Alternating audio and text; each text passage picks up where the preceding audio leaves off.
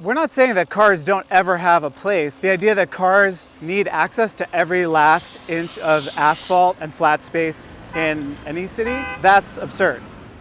So this is Doug Gordan, the co-host of The War on Cars, and we're going to just talk a little bit today about this war on cars and why maybe we need to declare a war on cars. That might be the only way that we have some more sense of personal freedom and mobility in our future. That's a perfectly good manifesto for the war on cars. Nice work. Welcome to the war on cars. Aaron, as we said, infiltrated the New York International Auto Show. I think I might have been the only member of the press corps to arrive by city bike. So I'm not kidding, I'm not making this up. This is where we record The War on Cars. Our studio is right upstairs from just a massive parking lot in the heart of Brooklyn. It's great to be here in your stomping grounds and kind of learn more about how some of this infrastructure evolved, how you were kind of active in the early days. And in the same time that I was starting my e-bike shop in 2011, and you were doing some of this advocacy work here in Brooklyn, where it's really kind of ground zero of a lot of this infrastructure coming to pass. We're getting to this place where Brooklyn is voted as one of the top bikeable cities in America. A lot of times I can just enjoy it and not really recognize that there is a fight to get there. It is a battle. I'm glad that most people aren't aware of the battles, because I think we should move towards a place where bike lanes get installed in the same way that like they lay a new sewer line. Move into a building and there's high-speed internet. You should move onto a street and there's a safe bike lane, or a safe place to ride, or a safe place to walk, and that should just be a thing you take for granted. All right. On the bright side, we are in this beautiful park, and cars were allowed here up through 2018. And I bet if you told any of the people here, especially if they're new to the city, can you remember or can you believe that cars used to be in this park? They would think you were nuts. The idea that we would ever let cars in this beautiful space. And that's really, in essence, what you're fighting for, right? Yeah. Reclaiming our public space. The idea that we're left with just no space for ourselves. I mean, we had an interview with Jason Slaughter on Not Just Bikes. He was talking about how a lot of communities have no sidewalks. A lot of them were built after cars, and they're just like, well, we have cars. Like, why are we gonna wanna walk anywhere?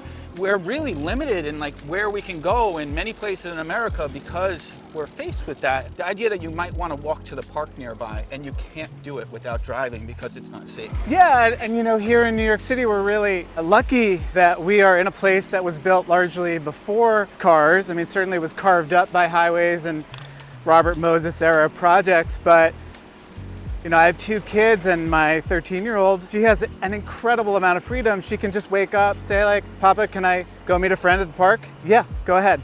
I don't have to drive her. If I'm busy, it doesn't matter. Right, you know, so she has freedom, but you also have loads of freedom. I have tons of freedom. Like, imagine if I had to drop what I was doing to take her to a birthday party or just to see a friend. She can just be gone for most of the day, hang out with a friend, and I don't have to worry about it. You know, she'll update me and tell me where she's going. She's not trapped in her room on the days where I'm busy. Cars are promised as freedom and independence, but really only for a very small number of people. First of all, you have to be able to afford one. Cars also exclude lots of people.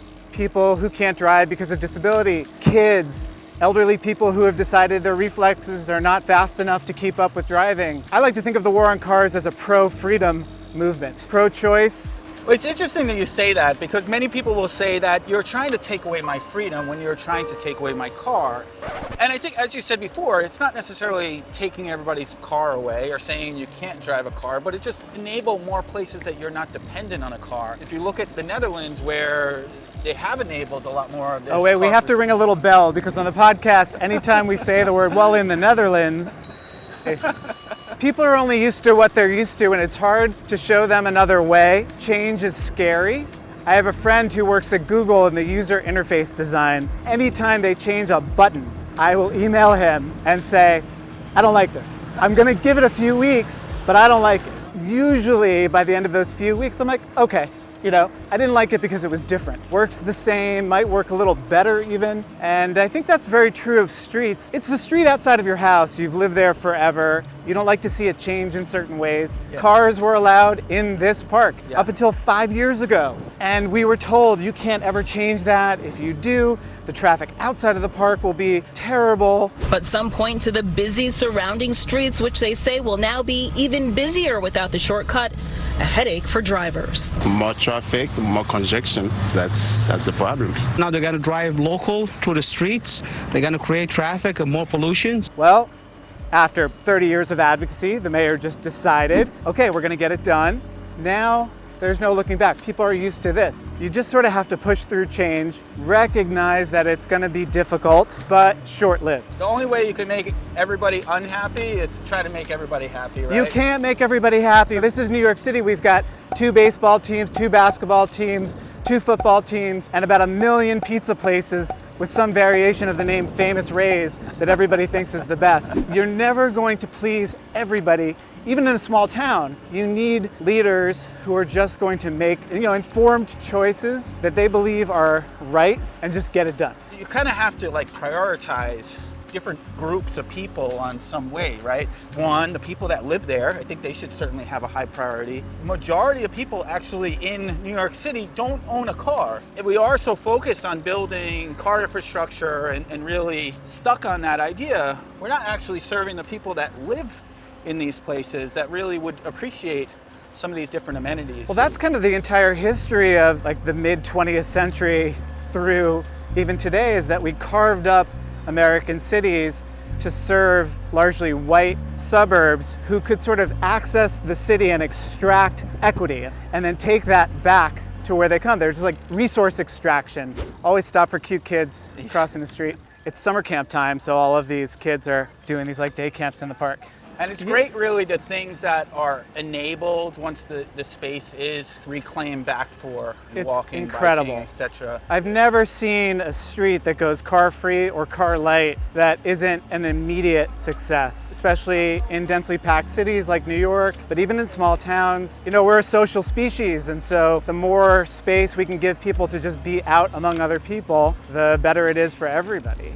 Most people are not necessarily thinking about or aware of, but recognizing that when we are traveling around in cars, we're generally not having the same social interactions. In some ways, it can enable some of that. Hey, I can visit my grandma 100 miles away because there's not a train to get there. Okay, car enables that, but how often do I go to visit grandma?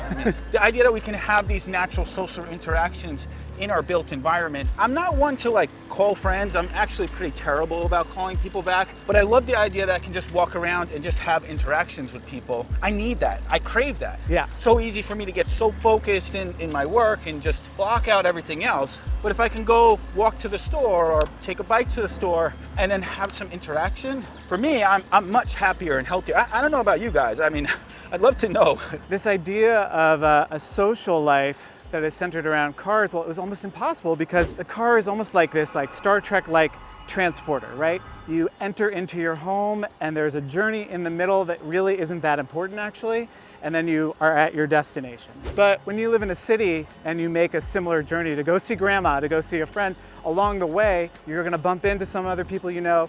You might have a pleasant interaction with a total stranger. You might see that person who you're not friends with, but you just see all the time. Yeah. And you do get, and their studies have shown, these little kind of dopamine hits that enhance your mood when that happens. The opposite is true in a car. All the people who are on the road are in your way. Some people don't like that though, right? Some people like their space. And I still think that we need these things. Yeah, and no one's trying to take it away from you. Not everybody necessarily wants to live in a city. From my side, I really respect and appreciate all different perspectives because I think there are ways to satisfy these needs and it's not necessarily about just getting everybody to believe what I believe. No. I think it's just a matter of opening people's minds to different ideas. Yeah. And perhaps ideas that they shut out unknowingly. Sure. I don't give a shit if you ride a bike, if you take the bus, but I don't want you to be the kind of person who opposes a bike lane or bus lane on your street simply because you won't use it. You might use don't be it. Selfish, right? Right. Just we live in a society. Not everybody is going to benefit directly from every amenity or piece of infrastructure. There are all kinds of services I don't take advantage of in this city, but I'm really glad they're available to other people. And you're gonna say that a kid can't have pencils because I don't want to pay taxes. Right, and look, some people kind of when they're done or don't have kids, they move out and they live somewhere where they can not pay taxes. And I think the same is true. Look, if you want your big house and you want to drive to the grocery store, most of America is available to you. If we're slowly trying to change this city to make it easier for people to get around, to make it more sustainable, to give people more choices, that's the contract you enter into when you live in a city. You know, the interesting thing, you're talking about change and all this evolution. Perhaps we went too far. Perhaps the technology went too far. And we can say that for other things, whether it be cell phones or computers. Maybe we went a little bit too far with the automobile. More is not always better. We got to pull it back. We need to have a little moderation here. A car is a thing where the more people have one, the less useful it is. That's not the same as a bicycle. The more people in your city who bike, that's better for you because it's safer. If I bike and I'm alone, I get to work in 35 minutes. If I bike and there are 100 cyclists with me, I get to work in 35 minutes. Yeah. So yeah, I think you're onto something, that it's not this idea that like cars are an inherently terrible thing. Cars are a tool. We've over deployed them. I cut my teeth as a bike advocate, but now I see myself more as like a safe streets, public space advocate. And I think a lot about the subway as like this great civic miracle. Here's this thing that people built a long time ago, certainly needs a lot of help today. Rich people take it, poor people take it, people of all different races, of all different backgrounds, and we all sort of like coexist. And it's not that there aren't problems in New York. You know, you kind of have to have a pretty tolerant attitude to exist in New York. Yeah. Otherwise you go crazy bumping into people, and I just love the subway for that reason. It is this great space where we all mix. You know, in a place like LA, I lived in Long Beach for a while. It's not the same cross section of the community that rides the bus or rides the train. People say, yeah, maybe it's not safe. Maybe it doesn't go as many places. Actually, the bus service is pretty good in many of those for places. Sure. I've seen Speed. I know all about the buses in LA. Stay above 50,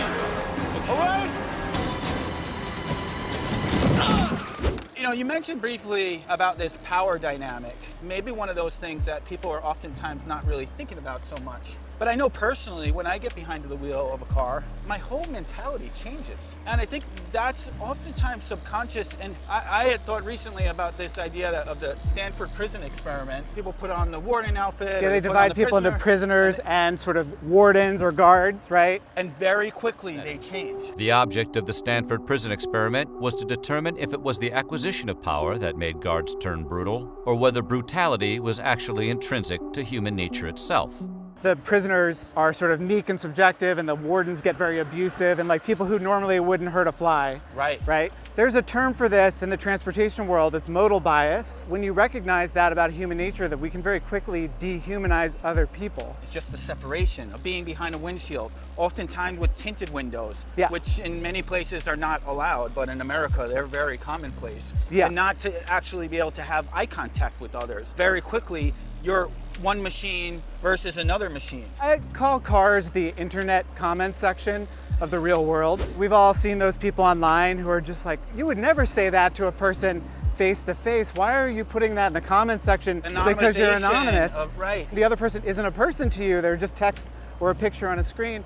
And I think the same happens with cars. When you take public transit, when you bike, and you can see the person, it's harder to dehumanize them. Empathy is maintained. You said that your advocacy work and that sort of thing actually started not far from here. Yeah, you want to go check it out? Yeah, let's go that way. It's right around here. So I guess this is one of the first parking protected bike lanes in the city. Yeah, there was a pair in Manhattan, but this was the first parking protected bike lane here on Prospect Park West in Brooklyn, and it was installed 2010. And this is like kind of when it all got started for you, right? Yeah, this really is where I became a bike advocate. Started attending community board meetings about this bike lane. Was pretty shocked to discover that it was super controversial. There were all these people who lived along here who are against it, who filed a lawsuit against the city. And I got deeper and more involved with advocacy, with transportation alternatives, with folks locally here, with the community board, to kind of fight back against what I felt was just like bad faith, scaremongering opposition. Sure. Really, a lot of the bike infrastructure we see today kind of started around this time, right? If this project had failed, many of the bike lanes that you see in the rest of the city would not be there. Or they would have taken a lot longer to be put in place, because this was so contentious. You had some pretty powerful people with direct ties to City Hall who were pushing back. I think part of the reason this got so much attention, both from advocates and the press in general, was because it felt like this was the bellwether. As goes Prospect Park West, so goes the rest of the city. Thankfully we won. As you can see, like, it works. Let's get some shade over here and have Let's a chat? do it. It's hot. But does it need to be a war? Can we just have like a gentle conversation? The War on Cars is tongue-in-cheek, the title. Mayor Rob Ford, the former mayor of Toronto, he said the war on the car is over. And he was promising to rip out bike lanes, stop building transit lanes. Now, channeling my co-host Aaron Appersteck, he would say, you're damn right there's a war on cars. Cars kill 40,000 Americans a year, injure countless more. They're polluting our air, boiling our planet, are noisy. They do all these things. Like, why shouldn't there be a war on cars? They're waging a war on us. I think what a lot of people don't recognize is that there was a war on pedestrians and bicyclists and horses at that time. And a lot of this was stripped away from us. I think about LA and how there was loads of bike infrastructure in LA at one time. They had bike highways, things that we would dream of today, and it was pulled away. The streetcars were bought and pulled away. When you become aware of the history of what it took to get to this point, where cars are just everywhere, and you understand the revulsion and the pushback against cars in the 1910s and the 1920s, it's good to take that long historical view. It took 100 years to get to this point. Hopefully it won't take 100 years to change it back, but we do need to change it back a little bit. Bikes are becoming a bit more popular. They're becoming cool to some extent. And I think that that's part of what happened with the automobile. So the love affair with the automobile is a phrase that you hear on newscasts, you hear it just inserted into stories. This idea, Americans have a love affair with cars, you're never gonna change it. But that phrase, love affair with the automobile, an early 1960s sort of infomercial starring Groucho Marx, where that phrase was repeated over and over and over again, and it was sponsored by a car company. Sort of like diamonds are a girl's best friend. That's not just an organic phrase that people started coming up with. That was a thing that came from a movie, from a song, and now it's part of the culture. Same with love affair. It would be like saying you went to a town that has one restaurant. All they serve are cheeseburgers. And you would say, oh, the people in this town love cheeseburgers. I think that's sort of how we think about cars, is that Americans love them, but in the absence of presenting a menu of options, of choices, you can't really tell what people's preferences are. I want to live in a place where I walk outside and there is the car share vehicle, there's the bus stop, there's the bike share station, there's the bike rack where my own bike is locked up, there's the stairways to the subway. I have choices for how I can live my life. Like, the worst thing that could happen to my neighbors right now would be if I said, I'm done being a bike advocate, honey, let's buy a car and let's park it on the street. When you have more bike infrastructure, people actually do give up their cars. Or which use them means less, right? Yes. They quite often give up parking spaces. Yes. And so the only way you can make it better, and I'm gonna quote Jason Slaughter of Not Just Bikes, who I know you've had on, is to give people viable alternatives to driving. The only way we're gonna solve the problem of cars in cities is to have fewer cars in cities. That's it. Everything stems from there. The reason I'm an advocate is because I can affect things on my local street. I really can't affect what happens at the federal level. I can vote, I can donate, I can show up to protests and rallies. I can get a bike rack in front of my kids' school. I can meet with my state assembly member and say, have you considered an e-bike rebate program for New York State, and help them push that through. So sort of my advice to people is like the cliche of like, think globally, act locally. We can pivot more in a very agile way at the local level. Yeah. So know your city council person, know your mayor, know your state representatives, and yes, know your DC representatives, your senators, your congresspeople, but like really tend your garden and work here. Great societies are where people build trees for the shade that they may never enjoy. We have only begun to scratch the surface of New York City and Brooklyn as a bikeable, safe, walkable place. What we're doing now, what I've been involved with the amazing advocates who I learn from and work with all the time, this is just the beginning, and much of what is yet to come, I will never get to enjoy, because it'll take a long time, and that's fine. And to get there, it's going to be a fight. You don't get a trophy for being an advocate. I'm going to give you your virtual trophy today. Please show appreciation for Doug in the comments and for the War on Cars podcast. No, and I got to say, like, the trophy is meeting awesome people and connecting with the community of people online who are fighting in their own way these little war on cars, because, like, I always say, bike people are the best people. Yeah. There are people who love their cities or where they live, and advocates, even if you just show up for one meeting or make one phone call to an elected official, you are a person who cares. And the world needs more people who care. For those that want to check out your podcast, available on all the platforms. Available wherever you get your podcasts, and we're at The War on Cars on whatever the newest non-Twitter thing that's coming next. So we're on all of the channels. But yeah, please listen. You know, we try to approach this topic not just from a policy perspective, but from a cultural perspective. We've had comedians on, we've had actors on, but we've also had elected officials on. So there's something for everybody, I hope. So we hope that you join the War on Cars. If you do, tell us in the comments that you've joined it. Tell us your experiences. We'd love to see that, and perhaps it'll make others feel a little less alone. See you next time. I'm sorry, but this woman is still trying to parallel park her car. I feel bad for her. She's just, yeah. Do you need help? Talk her We through can it. Just direct you. Pull up next to the car, just straight. Stay straight. All the way to the left. Turn, no, other way. Yep. Everybody Keep says on coming driving back. is so convenient, Keep but on- then you get to stay your there, destination stay there. and it takes you Now turn the other way. forever. Turn the I mean, other way. she found a parking spot, but it All can the way, take all the way. forever to find a Stop, parking just spot. turn all the way And then to the I'm right. no good at parallel parking either. It would take me like 5 minutes to do this. So, bikes for the win. Okay. Yeah, just keep on coming back.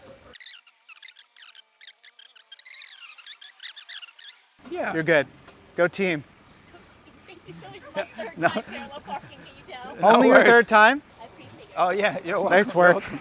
Take care. Anytime. That was two bike dudes help someone parallel park. We don't hate She was so cars. sweet. We She don't was hate so car sweet. drivers. I mean, No. you know.